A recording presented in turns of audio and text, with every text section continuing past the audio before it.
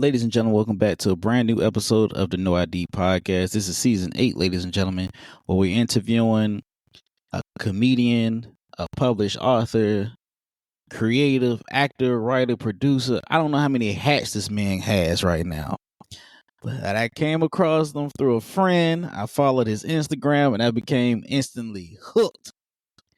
He is a legend. He is a legend. Hey man, I gotta give people our flowers before while we here on this earth. You feel me?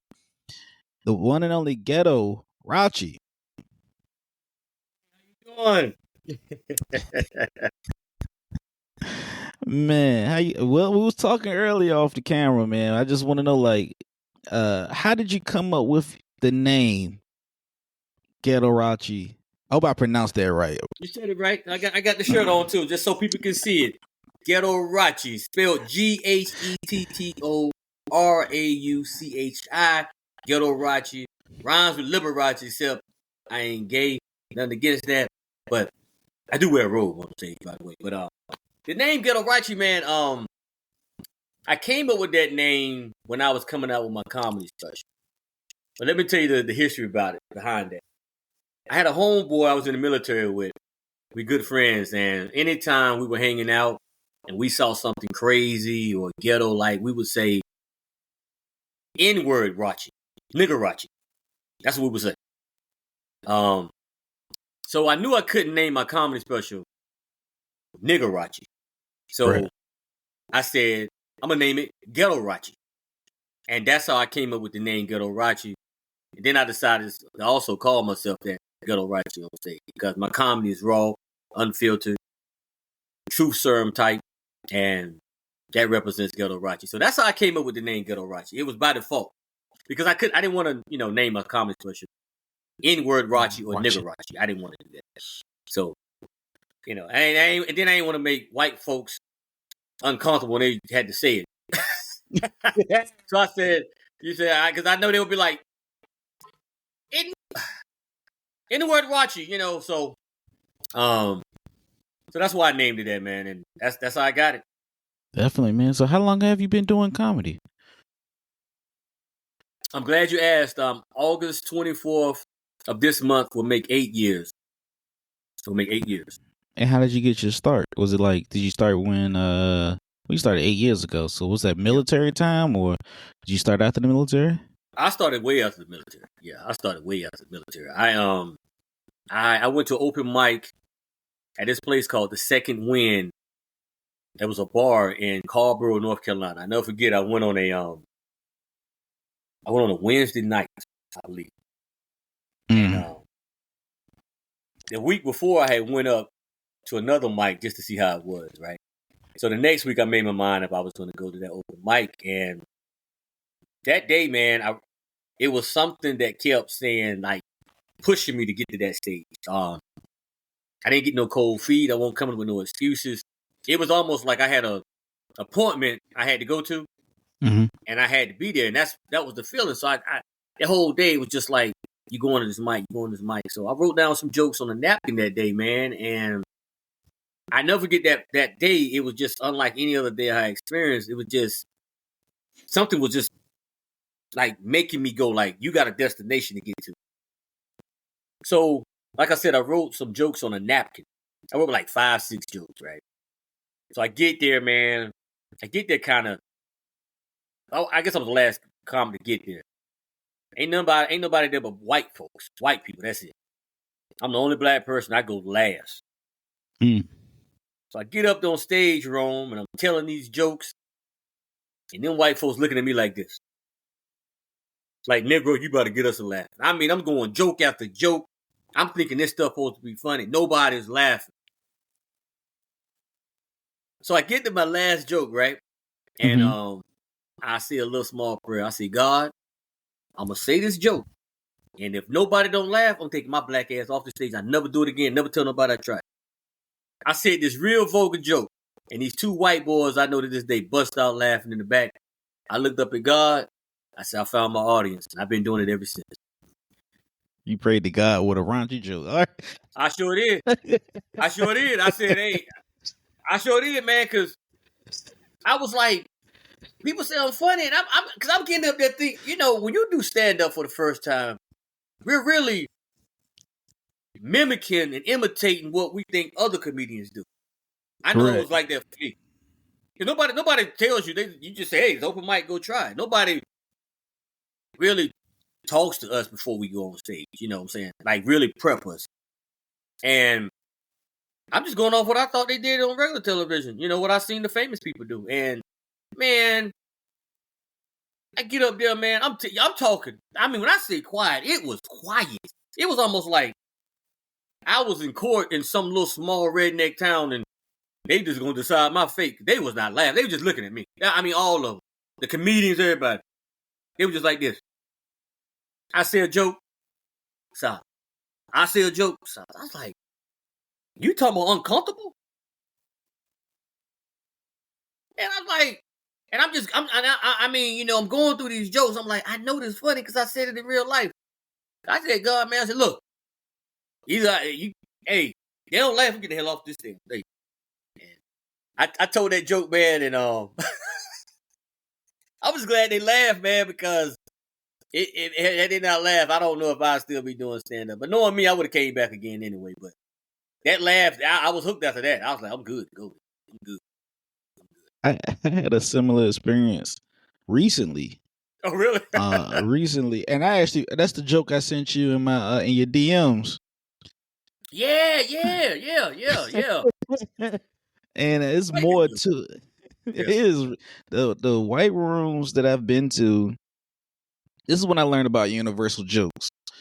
The white rooms that I've been to, they will laugh, they will celebrate, they will do everything. Black people do not laugh. We gotta either insult you or make a noise. That's all we do. Yeah. To let you know that you're good. But I did a room one time it was an open mic, and I had on my Malcolm X hat, so I got the big X on. I had this fresh Muhammad Ali shirt I done bought from the mall. I'm walking up in there, and I should have researched this bar. It was called Bad Habits. I should have researched this thing before I even stepped foot in there. Get in there, I'm like, oh, I'm going to get 5 minutes. See another comedian go up there. I mean, he's firing off some of his best stuff. Nobody laughed.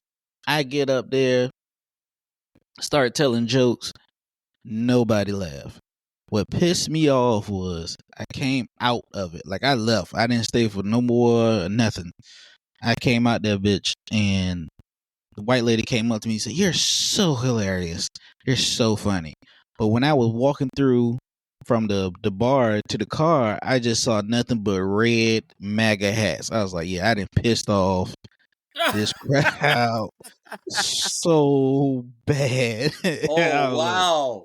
I was like, Lord. And that was a white crowd. That was a white crowd.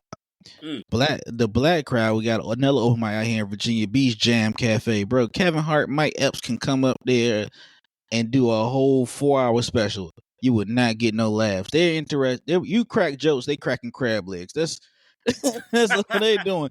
But when you sit down, they be like, man, you're funny. I'm like, bro, why you didn't laugh at my shit? God damn, I was dying up there for 5 minutes. Yeah. And what's the name of this place? This place, the black room was Jam Cafe. And this is Virginia Beach. This is Virginia Beach. Okay, I'm gonna keep that in mind because I got family up that way, so I'm gonna keep that in mind. All in the tide water. I'm gonna keep that in mind if I go up there. I'm gonna tell them as soon as I hit the stage. Look, you gonna be cracking no crab legs while I'm telling these jokes. I sit beside your damn ass. We gonna do some laughing. We gonna do something. I'm damn if I'm gonna sit up here all day and y'all looking at me like I'm retarded. Hell no. We gonna do something. If I got to sit at the table with the mic in my hand, eat crab legs, tell jokes, that's what the hell we gonna do. Don't hell me come all the way up there and hurt my feelings. No. Black folks, let me tell you something. Black people will crush your spirit in a comedy room. Sure will. They will crush your spirit. They will make you go home, divorce your wife, find a new career. They will make you forget comedy. They will make you never, ever, ever decide to do that shit again. They will hurt your feelings, boy. I'm telling you. I've been in some black rooms, man, and I'm like, am I on trial? What did I do? It was bad, man. I told a dude one time, I said, bro, y'all ain't laughing. Shit, I had to literally make these people laugh for the show one time. It turned out to be good, but I had to improvise. Then one black guy said, well, man, you ain't that funny. I said, your mammy ain't that damn funny. Shit, and then that's how we got. That's how I got. I had to bring him to life, man. But it's true with black rooms too. But I also learned this from a veteran comedian. He said, your job to make them laugh. If they ain't laughing, you ain't doing something right. And I said, well, that's true, but you don't negate the fact that it's hard to make. It's hard in black rooms, shit. Like, but you know it. That but that comes with doing a lot of rooms too, man. Mm-hmm. And like I know now in year 8 what to do if I come across that. But honestly, you just have to. You can't give up. You can't run. You just got to dig in deep and find other creative ways to get these people to laugh. And then sometimes it just that's what happens with stand-up comedy. You just it could be any room. It ain't got to be a black room. There's just sometimes, man, Facts. it just happens. Stand-up it's hard by nature, but comedy is also subjective too. So it's one of them things, man, that you have to deal with when you hit the stage every time. But I tell all comics, man, I say that's why it's important to continue to work your craft, have jokes, because you see these patch of jokes ain't working, then you go over here and pull these out. But like I said, the more you get on the stage and do this, you find different loopholes to navigate through to get the audience to laugh and stuff like that. That's when you really like what you're doing. No one likes to sit up there and they ain't laughing, but I figured it out. I said, shit, we're going to do something in this. We'll do something. Yeah. Something going to happen. Something going to happen. Something going to happen, I did bomb so bad one time at a black room, they turned the lights off on me, and that's when I started podcasting. It took a whole... Man, that's funny. It took a that's whole... funny, man. That's funny. Whole month and a half for me to get back on the stage. And one of the comedians that was actually there, he jumped on my podcast and he was like, man, you need to get back out there. It happens. I was like, bro, that was a tough room. It happens to the best. And everybody has experienced it. And you're going to experience it. And I liken it to sports. Every great athlete has had a bad game or games. Baseball. I'm going to use baseball, for example. I'm a big baseball fan. A pitcher can come out there one game and kill it. He might throw a no-hitter. Or he might just have a good game. Several good games. But then he might come out there, man, and give up 3 home runs in the first inning. And before you know, when he leave, he got 3 men on the base. By the time they pull him, they down 6-0. And it happens. Or a hitter can go through an awful streak. He can't hit the ball. Just can't hit it. Same thing with a slugger in baseball. He may go homeless. Might not hit no home runs for a long time. Basketball, football, same thing. Michael Jordan might be the greatest I ever seen, but he'll tell you he's had some bad. Yep. So when you're gonna, it's something like stand up, where a lot of it is about making people laugh. There's a lot of pressure on us to deliver these jokes in a way, in a manner where we can get the people to laugh. You know this. There are certain jokes that we tell, we have to say it right. Big or it's not going to be funny. It's certain jokes I tell, I know if I don't say the word right or I miss a word, they ain't going to get it. They're not going to get it. So, it happens. But the thing about it, the more we do this, the more we get in front of people and tell jokes, the more we learn about ourselves and we learn about different things where we can get people on board to laugh with us. But I'm going to tell you one thing that works in a comedian's favor that will, I'm not going to say really prevent him from bombing, but kind of give him the benefit. Well, he got like a soft landing pad. He got a cushion. That's when you have a popularity, you have a strong fan base where people actually come into your shows to hear you. They like Rome. They like Dink, Ghetto Rache. Like they like our style of comedy. So they're actually coming to hear our material. So we might get the benefit of a doubt and get a laugh, even if the joke ain't funny. You see what I'm saying? So if you pack out a place, they come to see Rome, you may say something they might not think is funny, but they they laugh anyway. Or some people gonna laugh anyway because you're their favorite. So it's the one thing you can have as a comedian that you can put in your back pocket is that when you have a strong fan base, or you got people to come in and actually see you, you winning. You got that on your side versus nobody knows who you are, and you don't get the benefit of a laugh. But that's why I tell comics all the time to just start and practice as much as you can in front of people. I don't care if it's one person or 1,000. The more you practice this craft, the more you write, the more you tell jokes, the better you're going to get. It's just like anything else. The more you practice it, the better you're going to get. What you put into it is what you get out of it. So the more you get in front of people and you're telling these jokes and you see this don't work and that don't work and this work and that don't work, you start gaining experience and you say, okay, I know what to do now when I go into this room and you got a heckler or you have it's predominantly black or it's a mixed room or it's older, this and that. You start recognizing, oh, I know what to say to this crowd right here. I got 10, 15 minutes. Oh, no problem. I'm going to start with this right here and lead into this. And it start working for you because now you're gaining experience. Okay, I might do some crowd work. Oh, I seen somebody right here. He looked like such and such. I might jump on that. And before you know it, you done told 5 minutes of jokes off the cuff, doing some, crowd work, and you ain't even got to your main stuff. So the more you do it, the more you find out how this game works. That's why I tell comics, the best thing you can do is just hit this thing. Continue to write, continue to practice, and continuously practice, and you'll get better with it. And I always use sports as an example. I was an athlete in high school, played all the sports, and I said just like playing basketball. You want to get a mean crossover, you got to practice. You want to get that jumper down, you got to take them jumpers. You want to learn how to dunk, you got to go out there and practice. You got to practice. That's it. It's no shortcut to it. Especially when you are a comedian. We're public speakers who tell jokes. That's it. Correct. That's it. That's all we are.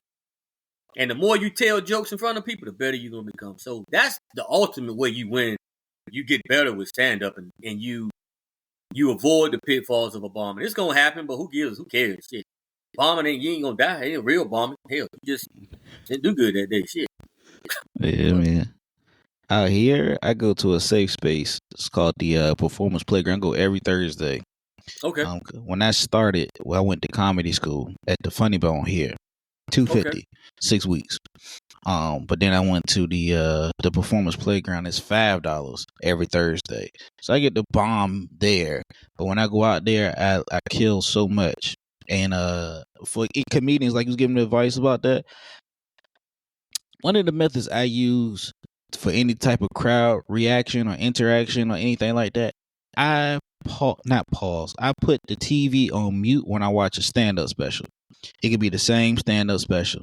And if you notice how these comedians move, like Damon Wayans, Carlos Miller, some more, how they move around and they scope and you see what they saying and seeing it, like D.L. Hughley's crowd work is amazing.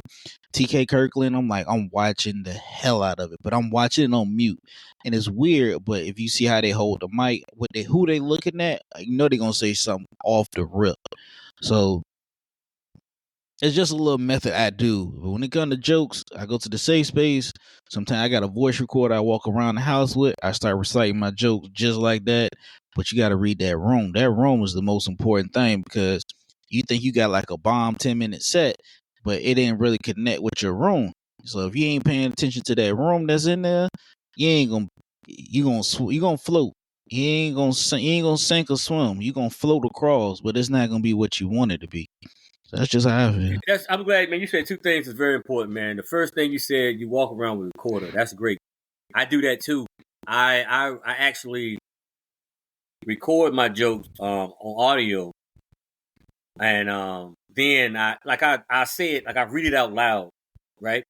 And then I put my paper down, and then I record myself like I'm actually on stage, and go back and listen to it, and say, okay, I missed this joke, or I can say this better, and I do that in practice. That's one thing. Number two, second thing you said, man, that makes a lot of sense about, you watching people and how they, the famous comedians, you mute the television and you watch their movements. That's a good thing. And number three, reading the room is very important.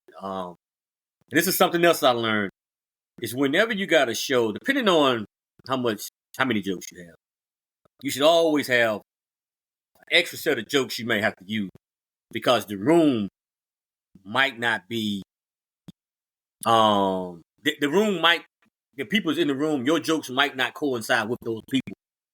So it's good to have another batch of jokes, but it's very important to read the room. Because like I said before, you can go in there and you can say, oh man, this crowd's a little older. Are they really going to understand if I start talking about this urban stuff right here? You know? Maybe not, but they are black and they're white. Okay, so I'm gonna go this direction. I'm gonna talk about some universal stuff that black and white people do. I'm also talk about some older stuff because they're a little older. So I'm gonna do that. And in order to do that, Rome, you have to have that type of material. The only way you're gonna get that type of material is constantly writing and going to these open mics. Because, excuse me, let's just say you just got a good solid 10 minutes. That's all you have. Well, that's all you have. Can you take that anywhere? Probably not. Someone get you for a show, like you said, you get in there, those jokes are not going to coincide with the people in that room. Then what you going to do? And that's how you start bombing. But this is why I always tell comics, once you got some jokes down and you know they work, go to the next one. Don't fall in love with your 5-minute set, your 10-minute set. Keep writing. Don't get me wrong, there's nothing wrong with, you got a good 5 minutes, you want to continue to work on a couple more times, go a couple more months, that's fine. But once you know it works, you need to be still writing new material. You gotta do that. Whether you collaborate with somebody, you got somebody writing for you, you gotta do that. If you don't, you pigeonholing yourself, you're holding yourself back. That's why I say the more you write, the more you practice, the better you're gonna be. So that way, when you have a show and you read the room and you say, oh man, some of these jokes not gonna work on this crowd. Let me dig in my bag and pull up these jokes. Let me clean up. Let me pull up these clean set of jokes I have, or whatever. Let me bring up some jokes about my mama, because there's some women in there that's my mama age, and I can talk about how she used to whoop me. And see, then when you do that, you smooth selling. That's why some of the great ones don't bomb that as much, because they got so much material. I write all the time because I see having a lot of jokes is like having currency in the bank, having money in your savings account. I've been doing this 8 years now, and I literally have jokes, man, I've never used on stage. Ever. Because I've written so much, I just think I didn't get to it. There are some jokes I used on stage one time, and I've never used again. So what I learned to do was just go back and go over these jokes. Say, hey, I gotta practice this. I gotta see if it works. I know it works. That's some more jokes for me. So it's like people don't know I do clean comedy too. I've done churches and everything. Everybody's, they ain't can do clean. I said, yeah, I can do clean. So my first 6-7 shows when I got into the game were clean shows. I choose to curse and talk about other stuff, but I said I can do clean, and I have clean comedy. How I got clean comedy? I got clean jokes. Everything ain't MF this, F. You know what I'm saying? Everything ain't it's not raw and got curse words in it. But that comes from writing, because you want to have some clean comedy. Someone call you up and say, hey man, we want you to do 10 minutes on television show, whatever. You want to be able to do that. So I tell all comics the best thing you can do is write. But the cheat code is, and it's not really a cheat code, because they do this in stand-up all the time. Have someone write jokes for you. That's standard in comedy. They all do it. Don't let them tell you differently. I don't care how famous they may be. A lot of them use writers, and that's what you're supposed to do. There's nothing wrong with that. Jimmy Kimmel has people to write for him every night. Jimmy Walker, they played on Good Times. Jay Leno and David Letterman used to write for him. You can look it up. They used to write for him. Richard Pryor used to collaborate with the late Paul Mooney. It's nothing wrong with that. It's nothing wrong with having a writer that can write jokes for you. That is standard operation in stand-up comedy. The greats do it all the time. They do it. Don't let all these great comics think you, fool you and have you thinking that they don't use writers. I know for a fact that Tracy Morgan paid this comedian I know who's hilariously funny, paid him for a joke. I know that. The Tracy Morgan ain't gonna. He said about to write for him, but I know better. I'm not saying about to write for him all the time. I'm just giving you an example of how I know a comedian that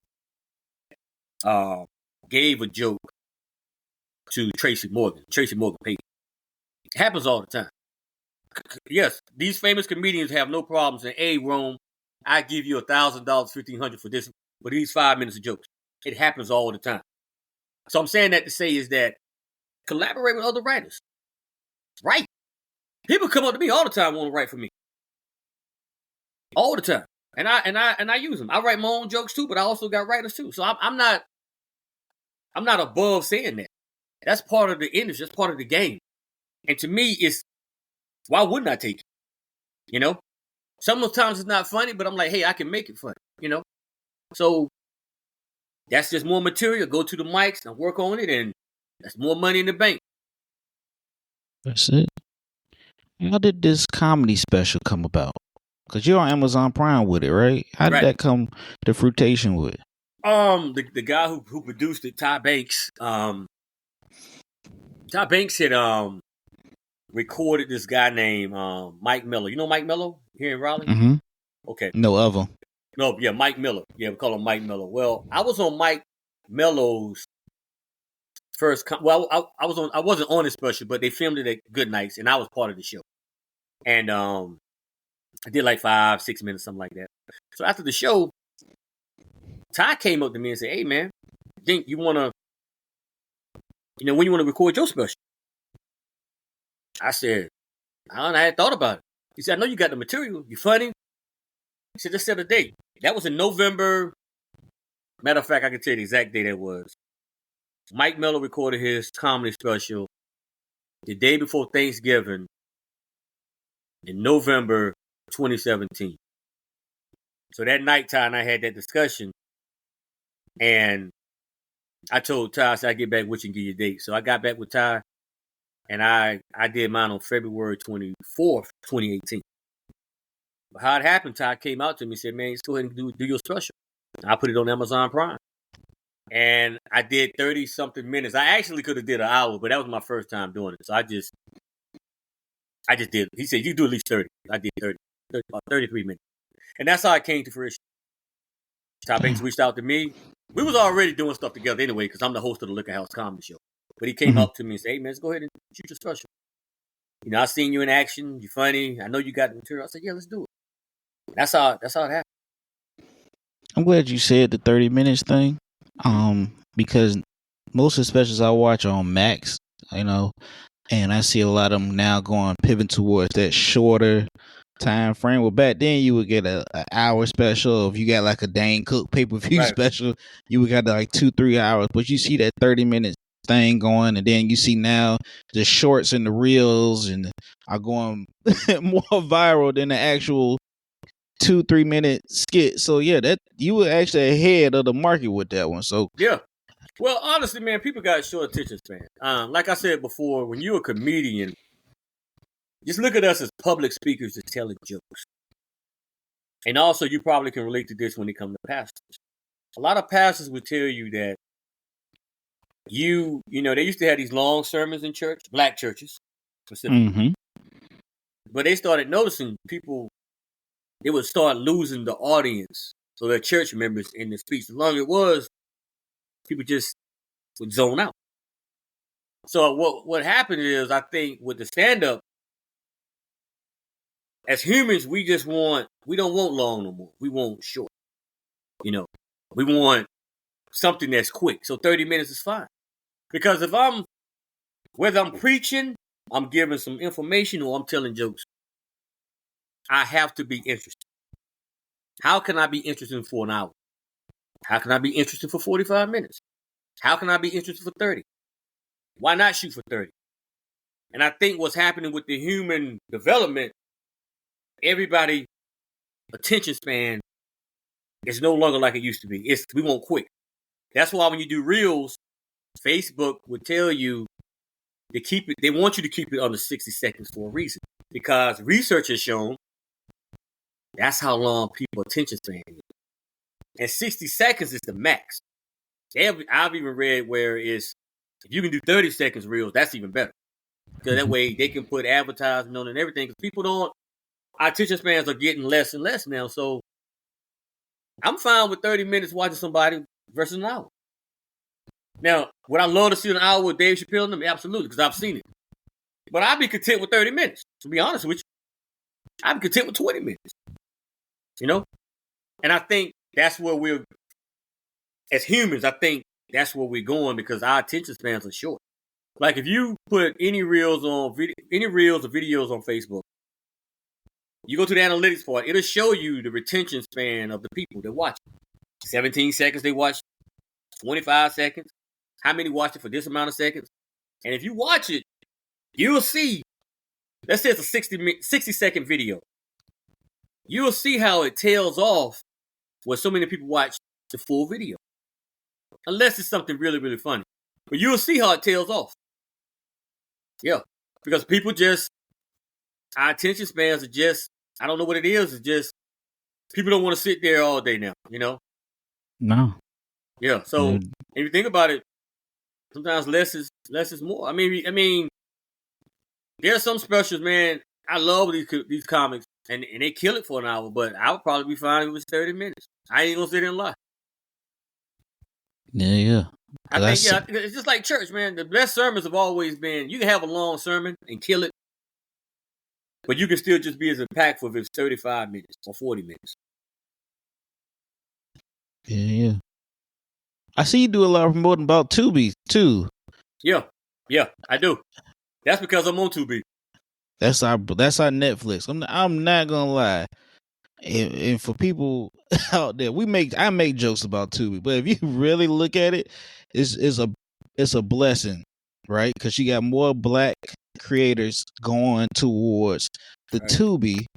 You got more black comedians specials going to Tubi, like TK Kirkland, Tony Baker, Bone Hampton. You see a lot of us going towards the Tubi, and one of the best things that's ever happened to Tubi is when HBO did not want to pay union workers, so they sold half their catalog to Tubi.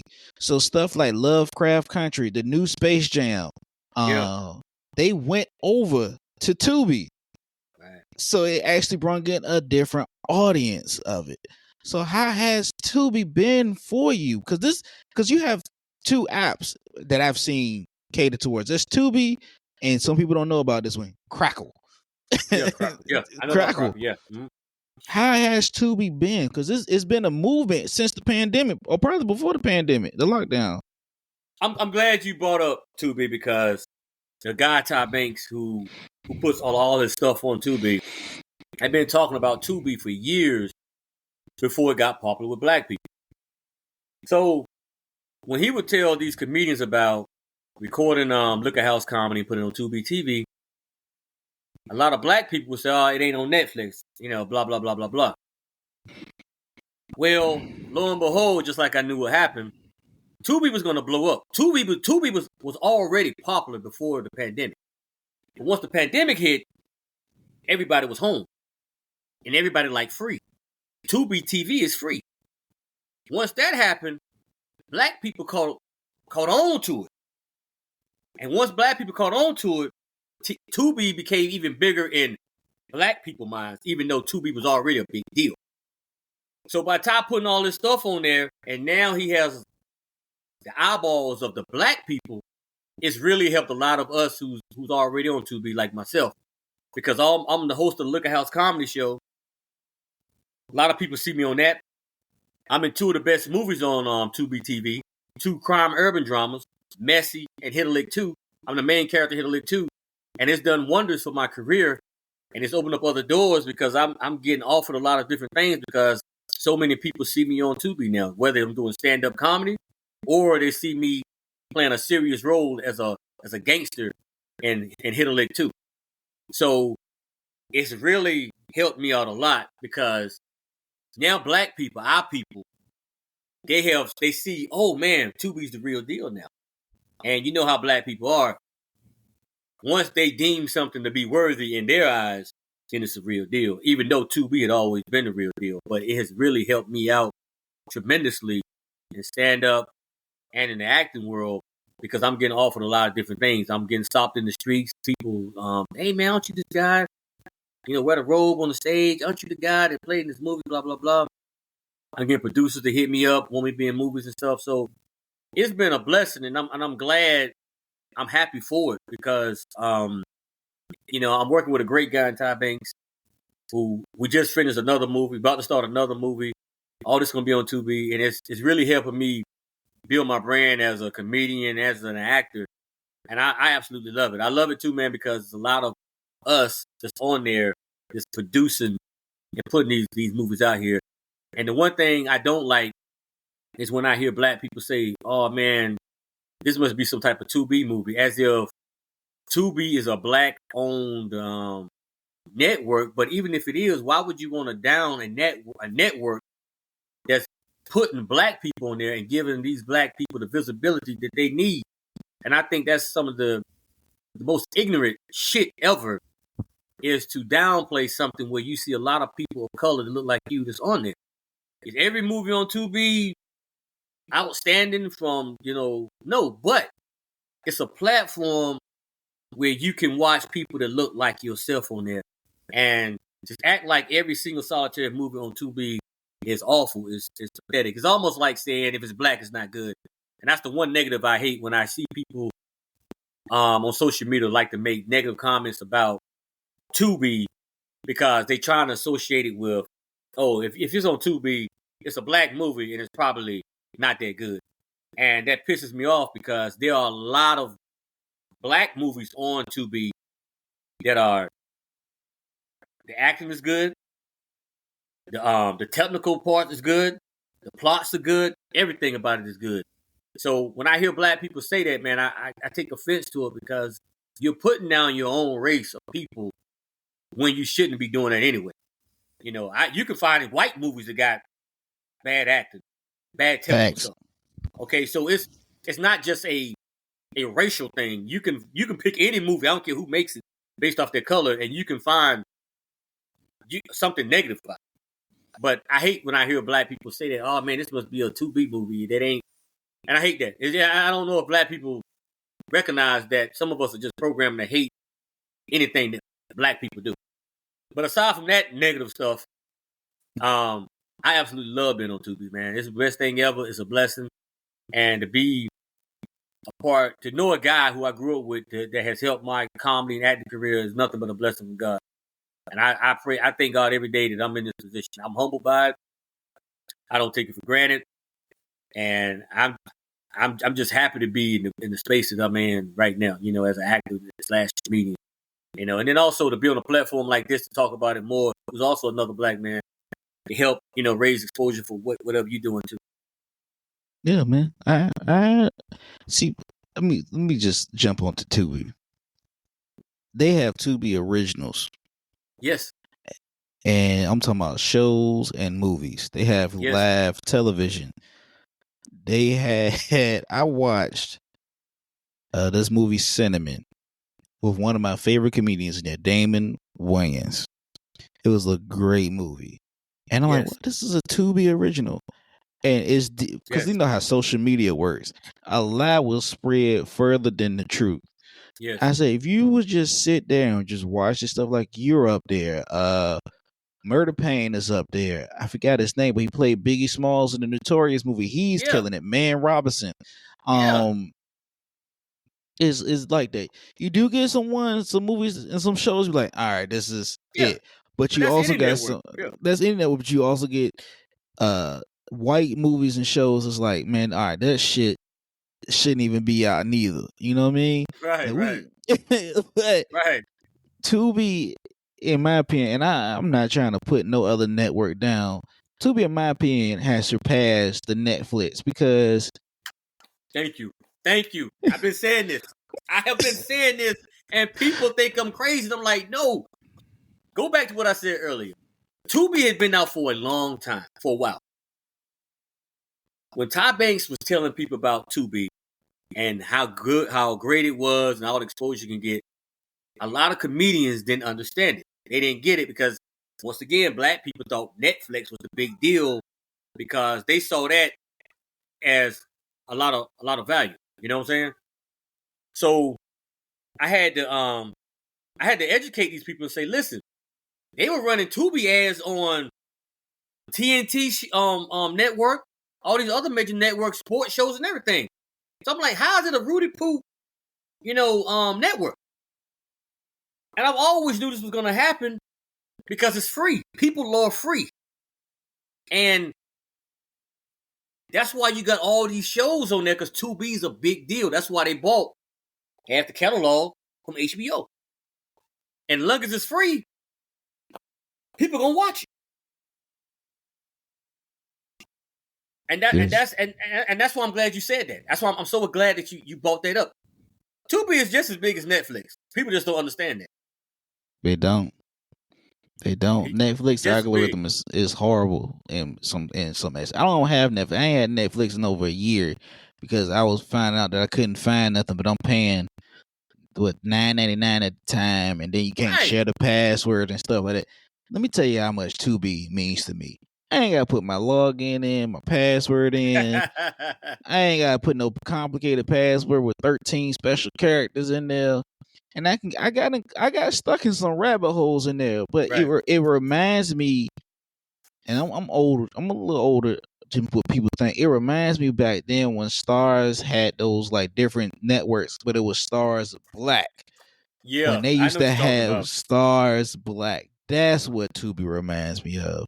And that's when they had like Malibu, Fat Beats used to come up there. You would see all these different people. And you're like, man, what the hell going on?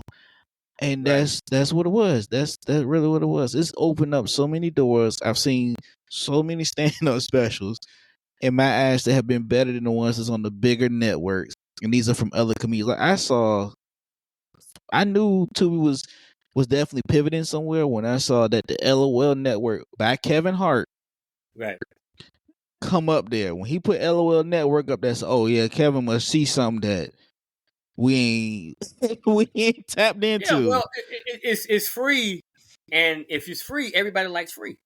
So more people gonna tune into it. So Kevin was like, "Hey, that makes sense. Let me put it on there because I know it's free, and more people gonna come to it because it's free versus they got to pay for it." It was very business wise on his part. Business wise, and I appreciate you doing this interview. Actually, a guy that I interviewed, Dante Williams. He's out of your neck of the woods. He told me about you. And it was like a Saturday we did a show together, and I was like, "Yeah, I'm gonna check him out." And I checked you out, and I didn't know how to approach you. Why not, man? I mean, I was like, man, I'm gonna see what he out. So when I sent the clip, I was like, let's see if he notices. And you started commenting back and forth. We did the jokes, and I was like, I started digging more into your resume. I was like, all right, bet. Let's see if I can get him on the show. So, hey man, I appreciate you coming up here. And before I appreciate you having me, man. I appreciate it. I appreciate the opportunity, man. Anything I can do to help, I'm down for it. I appreciate the opportunity. Say less, humble man. By it. Very humble by it. Yes. When I need to make my way down there. I actually will be there in October. October doing some stuff. If anybody wants to reach out to you, see your content online, where could they follow you at? Okay, on Facebook, I have 2 pages on Facebook. I'm gonna start with my Ghetto Rache page. You put in Ghetto Rache, GhettoRauchi. That's my comedy page. Then my main Facebook page is Donnell Kearney, in parentheses, Dink Ghetto Rache. They can find me there. Instagram, Ghetto Rache. TikTok, Ghetto Rache. YouTube, that's my government name, Donnell Kearney, Ghetto Rache. You put it in there, it'll come up. That's how they can find me on social media. I'm also an author. Anybody want, like to read, I got a book out there, a very inspirational book called The Sparrow Will Fly. Put in Dink Kearney, Dink Kearney, and the name of the book is The Sparrow Will Fly. Very inspirational book, doing really good. I'm also an entrepreneur. I have my own shoe design. It's called The G. Yes, it's called The G. Quotes The G. If you go to aliveshoes.com and you type in The G, my shoe will come up. I've actually designed 3 pair, but 1 pair is the one that I'm actually selling. I'm doing pretty good with that. And you also can find my my website, dinkkearneycomedy.com. And on that page, you'll see all the things I've done. You also can order a robe. I wear a robe on stage. You also can order a shirt. I got a shirt called Make America Ghetto Rache Again. MAGA. Yeah, that's right. Make America Ghetto Rache Again. The white people love it. They've even told me, they say that's the only MAGA shirt they'll wear. So feel free to go to my website, order you a robe. The robe may take you a couple weeks to get because they are professionally made by my personal designer. The same thing with Make America Ghetto Rache shirts too. I got the shirts on hand, so you hit me up. You click on the link, order the shirt. I got you. That'll be sent to you in no time. So that's how you can find me, people. And also, continue to watch Hit a Lick 2 on Messy. We're about to start shooting Hit a Lick 3 soon. That's an urban crime drama. I am not funny in that movie at all. I am a straight fool gangster. So check that out. Check out Messy. And before we go, definitely check out my comedy special, Ghetto Rache, on Amazon Prime.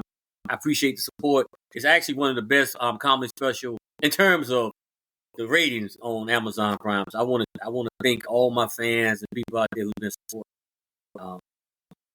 I'm very humbled by that, And I always tell people, the more stars I get, the better. So 5 stars, treat me like I'm a high school All-American. Give me that 5 stars, baby. Even if you don't like the comedy special, just give it to me. That 5 stars, baby. Yeah. Even if I don't make you laugh, just give it to me. Treat me like you treat the famous people, all right? Yeah. So that's pretty much how you can find me, man. Hell, if you just Google Dink Kearney, everything will probably come up anyway. Yeah, I heard that, right? Google, this man has several businesses and streams of income. Support him. Watch the special. Check him out online. Click the links in the bio.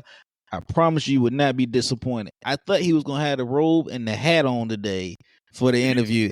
Hey, you know what? I wasn't even thinking. I should have put it on, man. I should have put my robe on, man. Because normally I have my robe on when I do these interviews. I do, because I actually walk around in my robe. I love robes. Yeah. Yeah.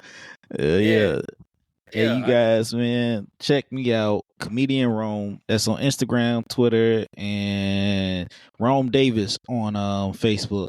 No ID is the podcast. That's streaming on all networks, all services, streaming services. No ID Media TV. That is the platform where it has my comedy and these interviews as well too. So not only will you get jewels, you also get laughs, you'll get stories. May get a couple of skits. I think I put a video of me singing to a cougar from the other night. Oh my joint. That's what's up, man. But like, support black content, black creatives in general. Go check out his book. Check out the shoes. Check out the comedy. Check out the comedy special. Check out the skits. Check out everything that this man is doing. And I'm telling you right now, because who knows, in the next 2-3 years, it was already a house thing. This is going to be a billboard name, ladies and gentlemen. So check out Ghetto Rache, man. Like, check this man out. I promise you would not be disappointed. The only thing I'm mad about is I ain't see the robe and cowboy hat today. But you know what? We're going to probably get him back on for another episode. Yeah, man. I got you. I definitely got you, man. Yeah, I got you. Matter of fact, I got to get me a new cowboy hat, man. I got to get one more stylish to go with my new robe. The one you see, the blue and yellow. Got the blue robe. We got the yellow belt. That's my signature robe right there. Yeah. So I gotta get another cowboy hat that's more professional to go with. I gotta look good when I put it on. Gotta look good. We're going to go ahead and sign off, man. This is Ron Davis. This is Ghetto Rache on No ID Media TV, No ID Podcast. This is just like his comedy, unfiltered, raw, unedited. This is 100% this man right here. So check us out. I appreciate you, brother. I'm gonna go ahead and sign off. Appreciate you, man. Thanks for having me, man. God bless you, man. Anything I can do to help you, I will, and much continued success. All right. Thank you, sir. You're welcome.